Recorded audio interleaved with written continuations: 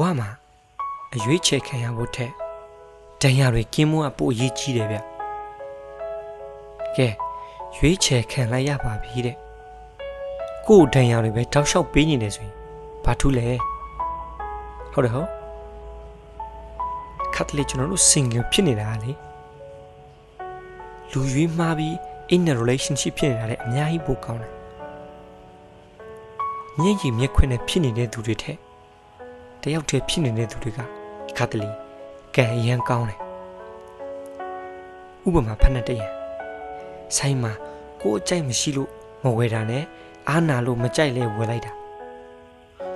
ကိုနဲ့လည်းမတော်အယောင်လဲကိုမကြိုက်ဒီဇိုင်းလဲကိုသဘောမကျဘူးဆိုရင်ဘာလို့ရွေးချယ်မှာလဲမရွေးဘဲနဲ့လည်းနေလို့ရပါတယ်ဟုတ်တယ်ဟုတ်ဆိုတော့ရွေးချယ်စရာတွေရှိတိုင်းရွေးရမှာမဟုတ်ပါဘူး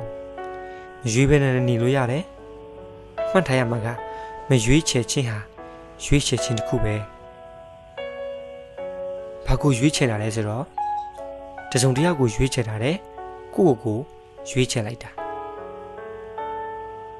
ကိုယ့်ရွေးချယ်ခြင်းကလေအမှန်တော့အရင်အရေးကြီးတယ်ရွေးချယ်စရာမရှိလို့မရွေးတာမဟုတ်ဘူးနော်ရွေးချယ်စရာတွေအများကြီးထဲမှာမှကိုယ်နဲ့အဆင်မပြေလို့အကြိုက်မတွေ့လို့ဆိုပြီးကိုယ့်ပဲပြန်ရွေးချယ်လိုက်တာကလေပို့ပြီးတော့မှအန္တရာယ်ကင်းတယ်အကြိုက်မတွေ့လို့မရွေးချယ်တဲ့သူကလေဖဏတ်မတော်လို့ခြေထောက်နာနေတဲ့သူထက်စိတ်ချမ်းသာမှုပိုရတယ်ဗျ